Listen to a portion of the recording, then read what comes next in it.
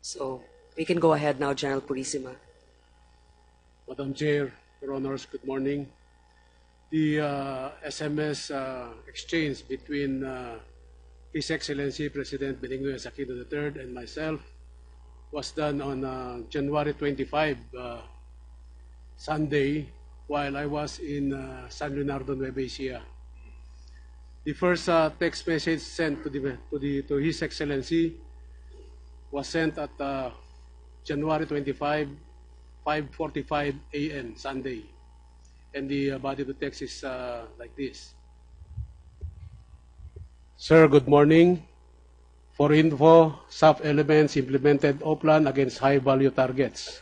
As of now, results indicate that Marwan was killed and one SAF trooper wounded. The body of Marwan was left behind, but pictures were taken. The troopers are now withdrawal phase and progress report to follow. End of the message. At 7:36, His Excellency replied, "Why was it left behind, the other two targets?" My reply was, "Sir, accordingly, when the nearest target from the line of approach is M1, and when they hit the primary target, the other house where Basit Osman was located with other elements reacted and fired at the troopers. There were about 15 to 20 armed elements. It was about 4:30 a.m. and it was decided that they pull out after gathering pictures and other evidences. They were not able to reach the secondary targets, sir." The reply of the President, if I remember correctly, Excuse me, Madam Chairman. Can we ask General Purisima to include the time of the text messages, sir?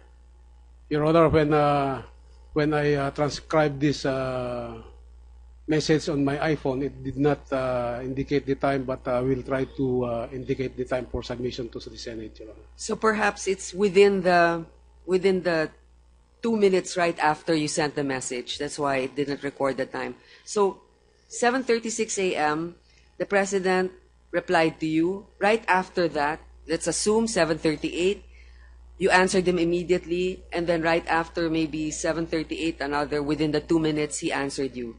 Am I correct? This was More or within less, Your a few Honor, minutes? Yes, Your Honor. Okay. More or less, Your So let's assume it's within 7:36 to a few minutes after that.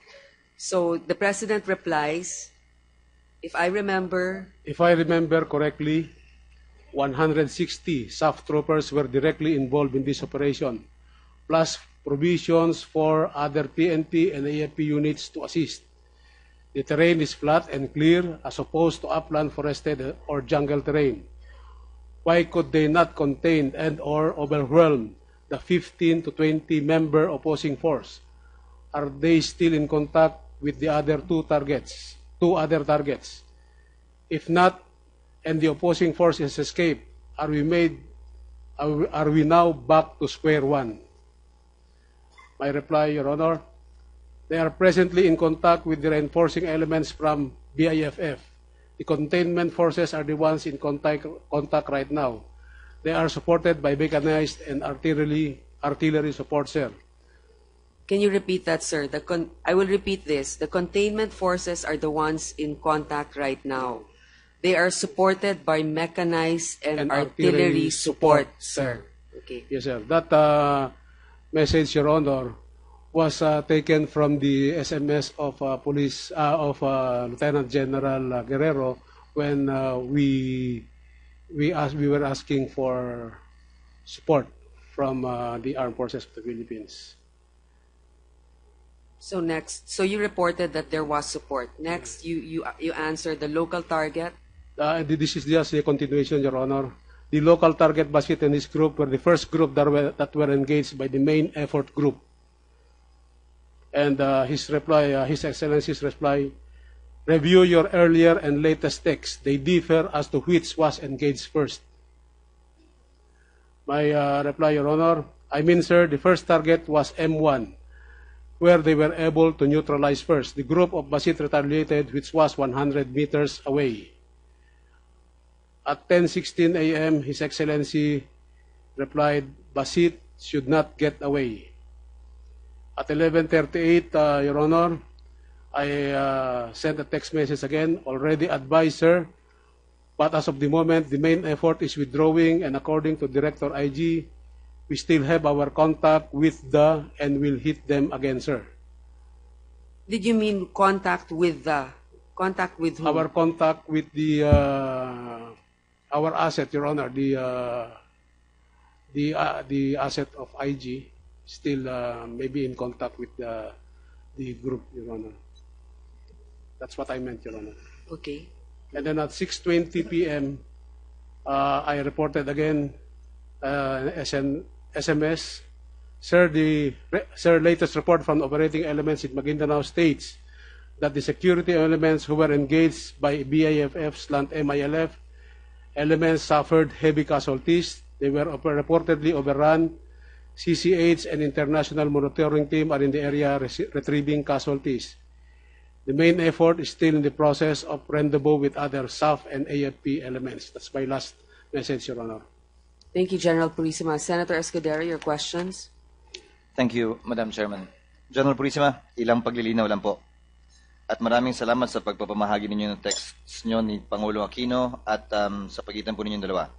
Una, ayon sa inyo, nag-text si Pangulo Aquino, if I may quote, "If I remember correctly, 160 SAF troopers were directly involved in this operation, plus provisions for other PNP and AFP units to assist." Maliwanag po na tila sa pagkakaunawa ng Pangulo, dapat kasama ang AFP. At binanggit nyo kay General Napeñas na lumabas kayo sa Bahay Pangarap, di ba? Ikaw na ang bahala kay General Katapang. Ano po nangyari?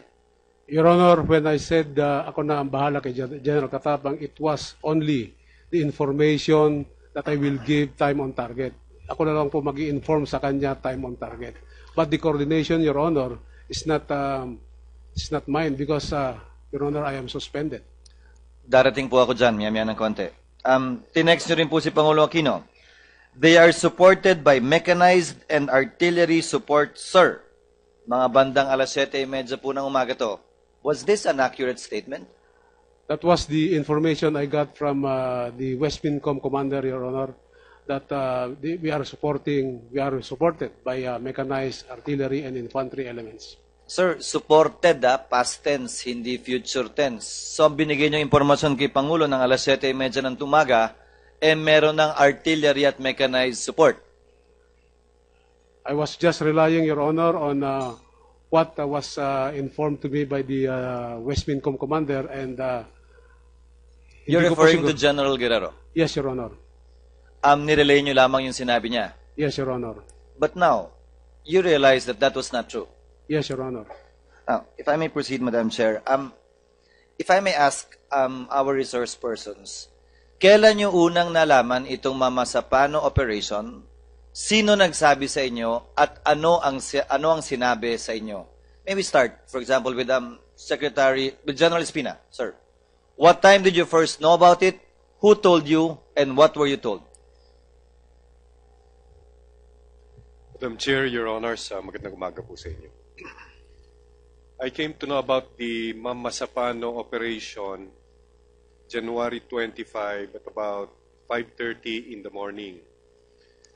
General Alan Purisima called me up, informing me, if I can accurately recall, sabi niya, Bok, nakuha na si Marwan. Just to inform me. My reaction was, I said, ganun ba? Hindi ka ako magaling. And then, 5:30 Sunday yun, sir. Nabasa ko, sir, yung text na pinadala sa akin ni General Napeñas. HVT, etc. High value target. They're on operation. And then, I even sent him a text message. Sabi ko, congratulations, Leo. Because si Marwan nga nakuha, etc. But he sent me another message from 5:30-ish, going towards 6 o'clock in the morning, na napapaengkwentro na raw sila. My instinct, sir, was to call up General Rustico Guererro, and it was at 6:04 in the morning. Sinabi ko sa kanya, Mista, napapaengkwentro ang mga bata ko sa Maguindanao. Tulungan mo naman. Ang reaction niya, sir, was, ano yan? Hindi ko alam. Basta nandun sila, napapaengkwentro. And sabi niya, hindi na naman nag-coordinate. Anyway, sabi ko sa kanya, tulungan mo. Saka na tayo magsitahan ng mga tao, basta tulungan mo, napapaengkwentro. Secretary Rosser, same question. Sir, good morning to all. I received a text message from the Director of Intelligence of the PNP forwarding to me a copy of what he received together with the senior officers of the PNP. It reads, for OIC PNP from DSAF. So I am copied by him, his text, Napeña's text, to the hierarchy of the PNP. Update 3 operations against HVTs based on the report of the ME, JI at Marwan was neutralized but the body was left behind due to heavy volume of fire and 1 wounded SAF trooper. The containment blocking force was engaged 2 kilometers east of Tucalanibao, GC 6800665717. There was heavy firefight and SAF troops suffered casualties. Extraction is ongoing and support from the AFP was requested. He sent that to me at about 7:43. I replied to him, thank you, I'm going to Zamboanga now, please get more details. Shortly thereafter, in the timestamp of my phone, I forwarded the same message to the President at 8:09 a.m. I added on top of it, sir, meaning to the President, just received this, I'm getting more details. And then the message that I had read earlier. Just to follow up, Secretary, were you with the President when he went to Zamboanga? That's correct. Sec Pauls and I were on the same plane as the President. We left shortly after 8:30. So, nung tinext nyo, hindi pa kayo nagkikita? Hindi pa. Wala. Nandun kami nag-aantay sa terminal, sa Kalayaan, sa Villamor. Hindi pa dumadating ang Pangulo. Nung nakita po kayo sa Villamor, nagkaroon po ba kayo ng pagkakataon pag-usapan ito? At ano pong mga kautusan kung meron man ang binigay? Wala po. Secretary Guzmin, same question, sir. Magandang umaga po sa inyong lahat. Kami po ay nakarating sa Zamboanga ng 10:20 around that time. I was with the Secretary Rojas at saka ang Pangulo. Noong mga 11 o'clock, nag-huddle ho yung si Chief of Staff at saka si General Guerrero at pinag-uusapan yung text message na galing sa Commander 6 ID. And may I read the text na pinakita sa akin. As of now, our own troops linked with the PNP SAF. However, the most engaged SAF elements is about 300 meters still. I directed to provide suppression fires so the SAF can disengage and withdraw. Our armored vehicle can no longer move forward as the area is generally marshy and swampy.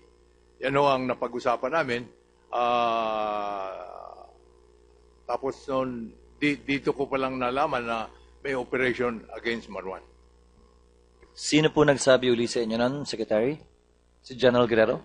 General Guerrero po at si General Katapang nag-uusap tungkol dito at pinakita yung text message. Ano pong ginawa nyo matapos nyo mabasa yung mensaheng yon bilang SND?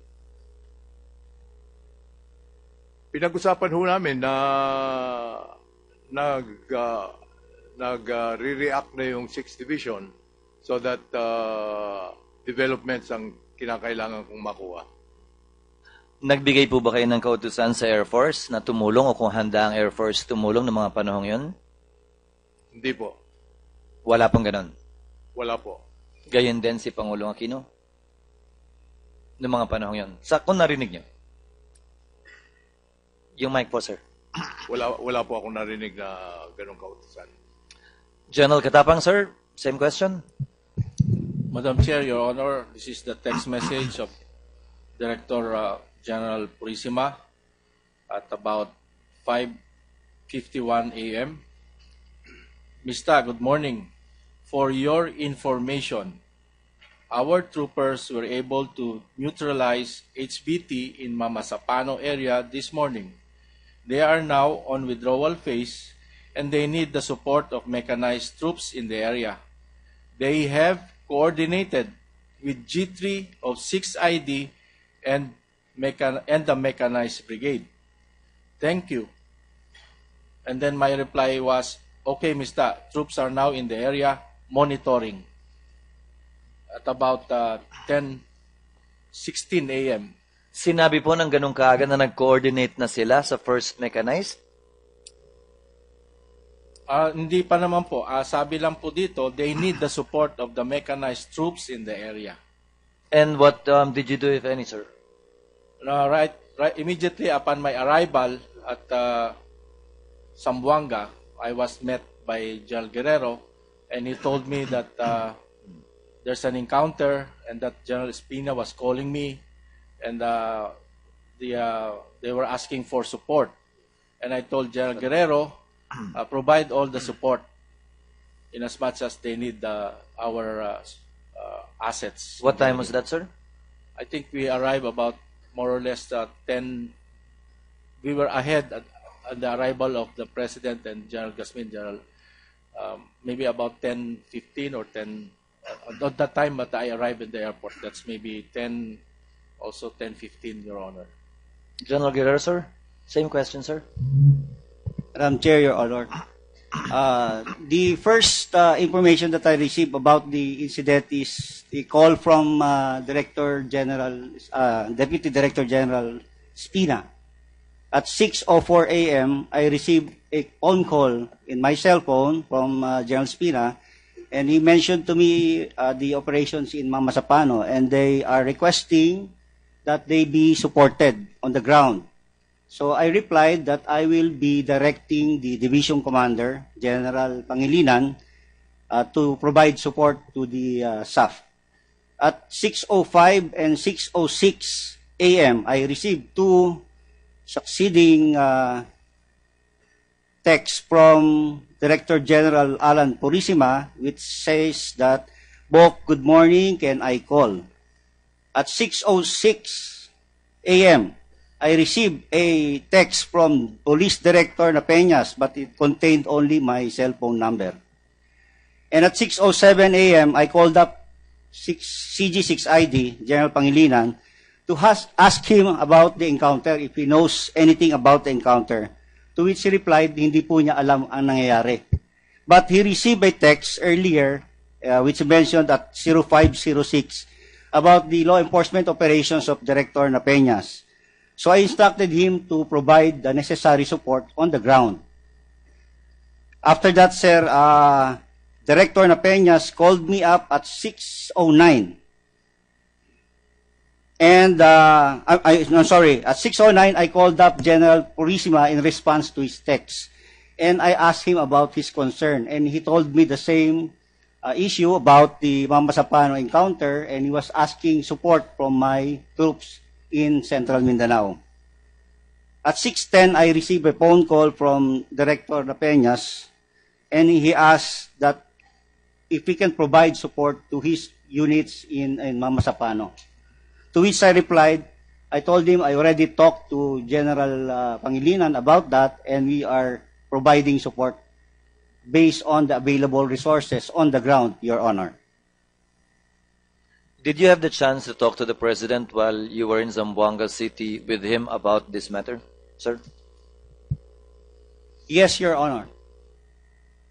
And you briefed him about the situation?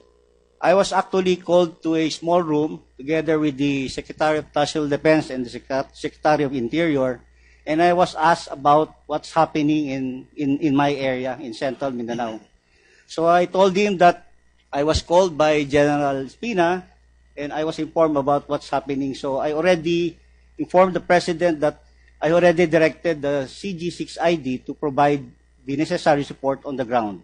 This was around what time, sir?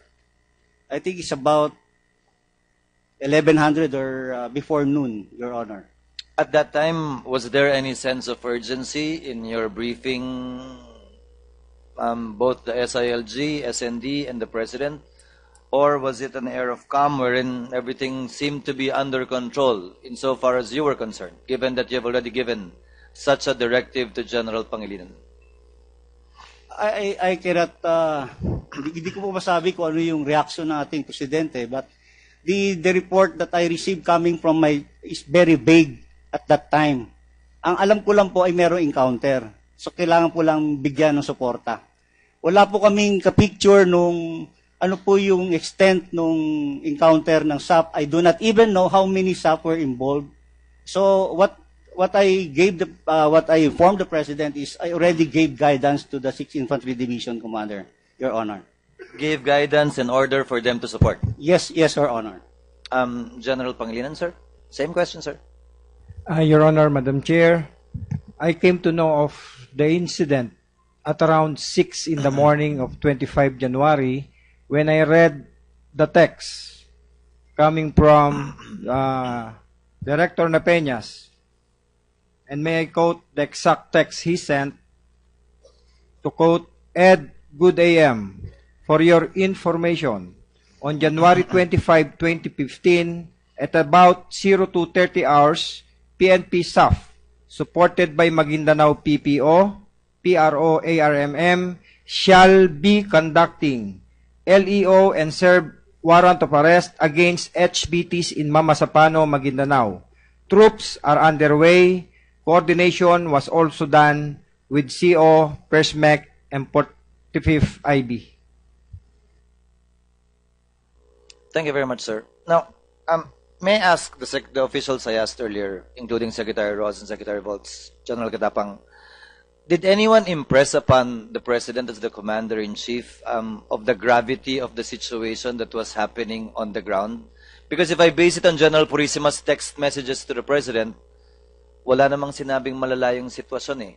Sinabi lang niya napapalaban, but that there was already, which was not true, artillery and mechanized support. To your recollection, Secretary Ross or Secretary Gazmin, was there a sense of urgency na may ganito, may ganyan, as we know right now, because we have the benefit of hindsight already? Sir. Sir, the fact is, we did not know that there was such an operation that was launched. So, this bit of information, we could not put in a context of how many were at risk, how many had entered this zone of death. So, if you will note, my response to the information that I received was, please get more information. In the course of the day, and I mentioned this in the previous hearing, the President asked some questions, also in the nature of, ano ba nangyayari? Which he verbally conveyed that to me, which I texted then to OIC Espina. No? This was shortly after we arrived at about 10:23, according to the timestamp of my phone.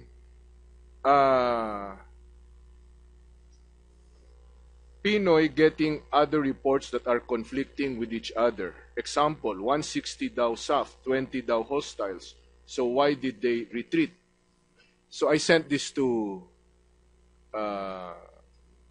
OIC Espina, and he replied, relayed to Director SAF, Sir, from Director SAF, the hostiles in the area are much more than our troops, and the nearby mixed armed groups were quick to reinforce. So at that time, we are just trying to get a picture of what is happening, not knowing that in fact this operation had already been launched. So in our conversation with the president, there was no reason to say, oh, there's 55 na napaligiran, and because we did not know in fact that the 55th was in fact there in that area. Your Honor, General Purisima, sir, you told the President through text that they are supported by mechanized and artillery support. But as General Guerrero and General Pangilinan said, hanggang Kali lang dahil marshy yung lugar at walang artillery support dahil walang forward observers at that time. When did you know that this text of yours to the President was not true? Your Honor, before I answer that, the text message of General Guerrero at 8:03 a.m. is meron ng coordination sa ground, tank, infantry, and artillery support are made available. At 9:46, Your Honor, there is also a text message from General Guerrero from CG6ID. Sir, I already directed Mechanized Brigade together with DRC to provide reinforcement to assist extrication if engaged, PNP SAF. They are moved 0820 from Sharik Agwak. I cannot provide indirect fires as there is no FO on the ground. At 10:13, Your Honor, I texted General Guerrero, as of now, our on-troops link with PNP SAF. However, the most engaged SAF elements are about 300 meters still. I still directed to provide suppression fires so these SAF can disengage and withdraw. Our armored vehicle can no longer move forward as the area is generally marshy and swampy, Your Honor. What does suppression fire mean, sir? Ito ba yung artillery pinag-uusapan o iba pa po yan? Not necessarily po, Your Honors. Suppression fires po ang pwede po natin gamitin yan is through direct fires. Ang direct fires po na pwede natin gamitin are the rifle. Yan po yung basic issue po ng ating infantry. Pwede rin pong gamitin pang suppression fire. Yung pong guns na nakalagay po sa ating mga tangke. Yun po ang ibig sabihin ng suppression fires during that time. So, General Purisima, did you inform the President of that situation? Na yung mechanized hindi talaga makaprovide ng support at yung artillery hindi rin pwede. Your Honor, the presumption there is the President is in Zamboanga and should have been briefed by the commanders thereat. I'm in San Leonardo, Your Honor. But at 8:17, I have this was the text message I sent to the President. I was able to find out the time with the help of the good Senator Trillanes, that it was 8:17 where I texted the President, they are presently in contact with reinforcing elements. The containment forces are the ones in contact right now. They are supported by mechanized and artillery support, sir. And this, the basis of this was the 8:03 message of General Guerrero, Your Honor. Which, as I said, It's with the not- benefit of hindsight, was not true. Yes, Your Honor. You also texted General Napeñas na nagbigay na ng directive ang MILF Central Command. Walang MILF pwede lumapit sa ongoing PNP operations at 9:48 a.m. What was the basis of that, sir? Your Honor, I was talking to somebody from the MILF who introduced to him as MILF, and I was asking him if he can support us by letting the MILF withdraw from the area, just to support the elements of SAF who are already pinned down in that area, sir, Your Honor. General Katapang, sir, General Guerrero, according to General Purisima, dapat daw nasabihan ng Pangulo na hindi umabot. Nasabihan po ba siya o hindi? Yung artillery at saka yung mechanized. When you briefed him. I was not able to brief him. It was General Guerrero who briefed him, Your Honor. General Guerrero, sir, was he informed at 11 o'clock that the mechanized could only reach up to the edge of the highway and that artillery was not available or possible at that time? No, Your Honor. We did not get into the details. Your Honor, may I clarify the Please, sir. statement of General Purisima? I confirm that I texted him that, to quote, meron ng coordination sa ground, tank, infantry, and artillery support are made available. It was sent at 8:03, Your Honor. And my intent in telling him about this is these are the available forces on the ground. Meaning, ito po yung nakalay down sa area ng Maguindanao, that we have mechanized infantry and artillery that are available to support their forces. Hindi ko po sinasabing pumuputok na yung artillery at nanodoon na po yung mga tangke. Ito po ay call ng ground commander. Ang sinasabi ko lang po, ito po ang available sa area kasi ngayon lang kayo nagsabi. Kung sinabihan po kami earlier, I could have deployed air assets the day before. But there was no coordination made with us at my level, Your Honor. General Guerrero, when you were speaking with the President, did you give him the impression that, or did he give you the impression that he felt that there was military presence providing assistance already? Yes, Your Honor. I told the President that I already directed the 6th Infantry Division Commander to support the SAF troopers. Pero hindi po ba bungi ang report ninyo? Dahil ang alam ng Pangulo may military doon. Now, with play of words, made available, but actually not being able to penetrate because of the situation or the lack of an FO. So, do you think that you might have been remiss in not informing the President, sir, the military is there, but this is the situation. Shouldn't that be your responsibility? Nasabihin sa Pangulo, hindi po makapasok yung military doon dahil kulang pa ng coordination. Again, Your Honor, we did not get into the details. I just Why mentioned. not, sir? Why not? Were you busy talking about We another were, operation in Zamboanga? Yes, Your Honor. We were in Zamboanga purposely to brief the President on the Zamboanga City car bomb blast. But at that time, did you realize the gravity of the situation in Mamasapano?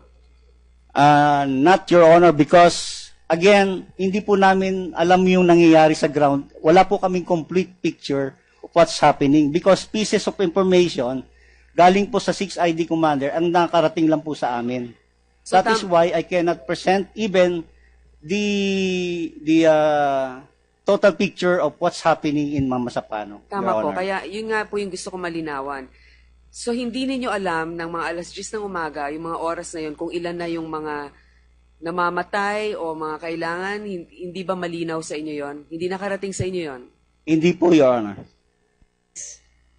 If I remember, correctly, 160 SAF troopers were directly involved in this operation, plus provisions for other PNP and AFP units to assist. The terrain is flat and clear as opposed to upland, forested, or jungle terrain. Why could they not contain and or overwhelm the 15 to 20 member opposing force? Are they still in contact with the other two other targets?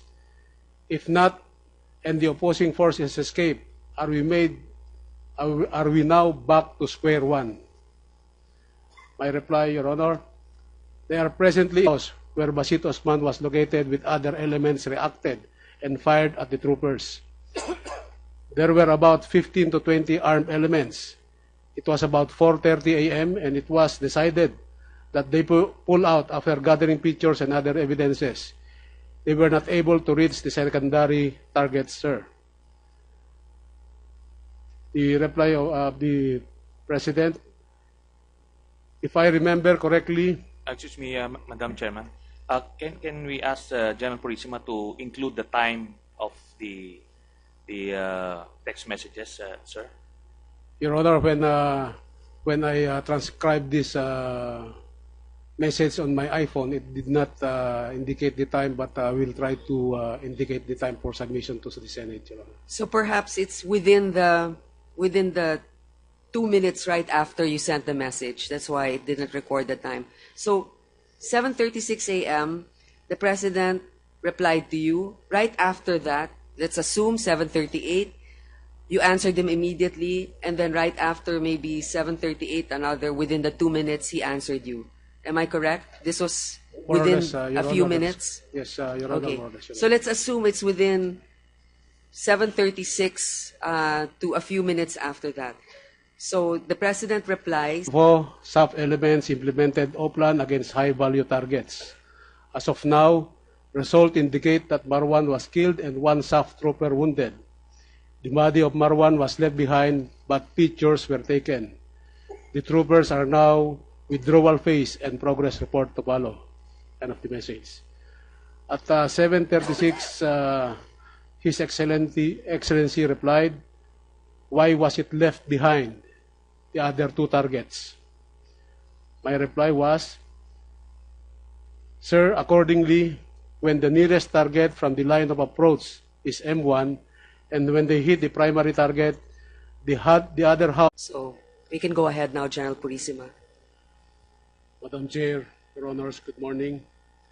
The SMS exchange between His Excellency President Benigno Aquino III and myself was done on January 25, Sunday, while I was in San Leonardo, Nueva Ecija.